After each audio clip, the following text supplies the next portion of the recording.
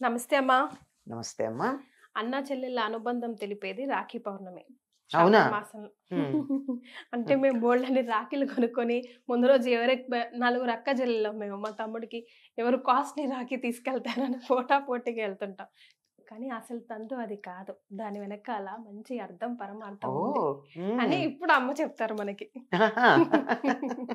రాఖీ పౌర్ణమి విశిష్టతని క్లియర్‌గా ఎక్స్‌ప్లెయిన్ చేస్తారు. శ్రావణ శుద్ధ పౌర్ణమినమ్మ రక్షాబంధనం అని అంటారు. పౌర్ణమి రోజు ఎందుకు కట్టుకుంటావమ్మా రాఖీ?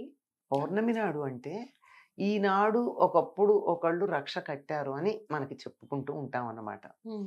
దీనికి ప్రతిదానికి ఒకదాన్ని ఏర్పాటు చేసుకుంటాం గనక. నిజానికి ఇది ఈనాడు నిజం ఇప్పుడిప్పుడు మనం ఉత్తర దేశం నుంచి తెచ్చుకున్నాం గానీ, రక్షాబంధనం అన్నా చెల్లెళ్ళు కట్టుకోవడం అన్నది ఇది ఈరోజు దీన్ని జంధ్యాల పౌర్ణమి అని కూడా అంటారు. హ్మ్. అవును. జంధ్యాలు మార్చుకుంటారు. మార్చుకుంటారు. హ్మ్. అంటే సంవత్సరం అంతా వేసుకున్నటువంటిది మార్చుకోవడానికి ఒక రోజు పెట్టుకోవాలి గనక ఈనాడు. ఈనాడే ఎందుకు పెట్టుకుంటారంటే, ఈనాటి నుంచి వేదాధ్యయనం మొదలు పెట్టుకుంటారు గనక. ఓకే. అసలు మీరెప్పుడు అన్నకి కానీ, తమ్ముడికి కానీ రాఖీ కట్టలేదమ్మా? ఓహ్! మీ చిన్నప్పటి నుంచి కూడా. పక్క దేశం నుంచి ఉత్తర తెచ్చుకున్నారు. దేశం నుంచి అంటే ఇది లేదని కాదు, మన దగ్గర అలవాటు లేదు. ఓకే. భారతదేశంలో ఉంది. హ్మ్. ఉత్తర దేశం నుంచి మనం ఒక్కొక్కటి తెచ్చుకుంటూ ఉంటాం. ఒక్కొక్కటి ఒక్కొక్క ప్రాంతంలో కొన్ని అలవాట్లొస్తూ ఉంటాయి. హ్మ్. కొన్ని ఆ ప్రాంతాల వాళ్ళు కొనసాగిస్తూ ఉంటారు. హ్మ్. మిగిలినటువంటి వాళ్ళు కొంతమంది కాలగర్భంలో దాన్ని వదిలేస్తారు. మనం దక్షిణ దేశంలో చేసుకునే కొన్ని పండగలు ఉత్తర దేశం వాళ్ళు చేసుకోరు. హ్మ్. ఒక ప్రాంతంలో చేసుకున్నోళ్ళు మరో ప్రాంతంలో చేసుకోరు. అంత మాత్రాన అవి చెడ్డవి కాదు, పనికిరానివి కాదు. వాళ్ళు కొనసాగించారు, వీళ్ళు మానేశారు అంతే. అంతే. అంతకన్నా ఇంకా తేడా ఏం లేదు. హ్మ్. ఈరోజు జంధ్యాల పౌర్ణమి మాత్రం యావత్ భారతదేశంలోను అందరూ గూడా యజుర్వేద శాఖీయులందరూ చేసుకుంటారు. మళ్ళీ సామవేదం వాళ్ళకి వేరే రోజు ఉంటుందనుకోండి. ఓహ్! ఓకే. వాళ్ళ వేదం చదివేటటువంటి దాన్ని బట్టి ప్రధానమైందది. అయిన తర్వాత రక్ష కట్టుకునే పద్ధతి కూడా ఉంది. హుహు. ఎట్లా కడతారంటే, దేవాలయం దగ్గర ఇప్పుడు అందరికీ ఇది ఉండదు కదమ్మా! యజ్ఞోపవీతం అందరికీ ఉండదు. హ్మ్. మరి ఏదో ఒక రక్షణ కావాలి కదా! హ్మ్. దేవాలయం దగ్గరికి వెళ్తే దేవాలయంలో దేవుడి దగ్గర పెట్టినటువంటి ఒక రక్ష ఊళ్ళో వాళ్ళందరికీ ఇస్తారిది. ఓకే. అంటే మనకందరికీ ఒక సంవత్సరం పాటు రక్షణ ఉంటుంది అని. దానికి ఇంకా ఏం చేస్తారంటే ఒకళ్ళకొళ్ళు రక్ష కట్టుకుంటారు. హ్మ్. మిత్రులు గూడా ఒకళ్ళకొకళ్ళు నాకు నువ్వు నాకు కడితే నేను నీకు కట్టకూడదనే నియమం లేదు. హుహు. ఒకళ్ళకొకళ్ళు కట్టుకుంటూ రక్ష నీకు నేను రక్షగా ఉంటాను. నాకు నువ్వు రక్షగా ఉండాలని ఒకళ్ళకొకళ్ళు రక్షణ చెప్పుకోవడం అన్నది. హ్మ్. ఇది మనకి రాను రాను ఎక్కడ కనపడుతోందంటే ఈ అన్నా చెల్లెళ్ళది కట్టుకోవడం దగ్గరగా మాత్రమే మిగిలిపోయింది. ఓహ్! అది. అలా స్టార్ట్ అయ్యి ఇలా ఆ! మిగిలిపోయింది. ఇది మిగిలింది. అది గూడా అంతే. అన్నగారు వెళ్ళి అన్నగారికి చెల్లోలో లేతే అక్కయ్యో వెళ్ళి తమ్ముడికో రక్ష కట్టిందనుకో, నీ క్షేమం నేను కోరుకుంటున్నాను అని చెప్తుందావిడ. హ్మ్.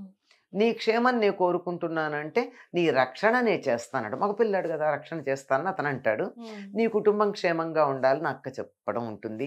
ఈ హ్మ్. సందర్భం పైగా ఉత్తర దేశంలో గమ్మత్తేంటంటే, ఆడపిల్లల ఇళ్ళల్లో వీళ్ళు భోజనాలు చేయరు. చేయరు. హ్మ్. ఈ సందర్భాన్నే ఒకటి. ఇదొకటి తర్వాత భగినీ హస్త భోజనం అని ఉంటుంది. హ్మ్. ఆ సందర్భంలో మాత్రమే భోజనం చేస్తారు. మిగిలిన సమయాల్లో చెయ్యరు. అందుకని దీన్ని రక్షాబంధనం ఇట్లా అంటారు. ఈ రక్షాబంధనం అన్నది మనకి పురాణాల్లో గనక చూసినట్టయితే మా చాలా మంది కట్టారు. ఇంద్రుడికి శచీదేవి కట్టింది. శచీదేవి ఎవరు? భార్య ఇంద్రుడికి. హుహు. ఎవరైనా ఎవరికైనా రక్ష కట్టొచ్చు. ఓకే. అక్కా చెల్లెళ్ళు అన్నదమ్ములు అలా కట్టుకోవాలనేటటువంటి నియమం ఏమీ లేదు. హుహు. అలా ఉంది. యుద్ధానికి వెళ్ళేటప్పుడు ఆయనకు కట్టిందని, అదితి బిడ్డలకు కట్టిందని ఇట్లా ఒక్కొక్కళ్ళకి అవతల వాళ్ళు క్షేమం కోరుకున్న ప్రతి సందర్భంలోని ఇవాళ అనే నియమం లేదు. యుద్ధానికి పూర్ణిమ నాడు బయలుదేరెళ్లరు గదా! హ్మ్.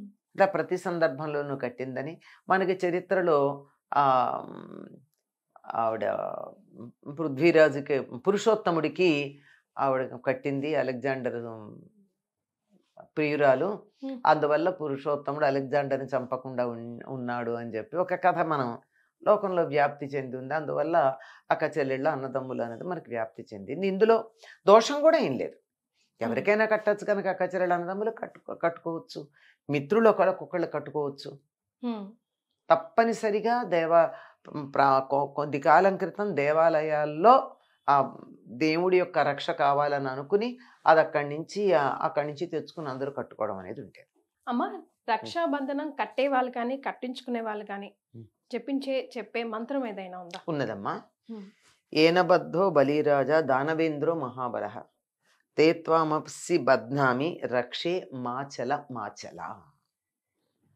ఈ బలి చేసినటువంటి దుష్కార్యాలు లాంటివి ఏవైతే ఉన్నాయో మహాబలుడైన వాడు వాటన్నింటినీ తీసి నేను ఈ తాడులో కట్టి పడేస్తున్నాను, కదలద్దు కదలద్దు కదలద్దు అంటే ఎటువంటి చెడునంతా నేను కట్టేస్తున్నా, ఉమ్. ఆ చెడు కదలదు అక్కడి నుంచి, ఇంకంతా శుభం జరుగుతుందని చెప్తూ కట్టేది. మామూలుగా అయితే ఇలా శుభం జరగాలని చెప్పి యజ్ఞోపేత ధారణం ఉంటుంది. తర్వాత ఉపాకర్మ అని కూడా ఒకటి ఉంటుంది. ఉమ్. ఉపాకర్మ అంటే కొత్తగా ఉపనయనమైనటువంటి పిల్లలు ఆ చిన్న యజ్ఞోపవీతం తీసి కొంచెం పెద్దది వేస్తారు.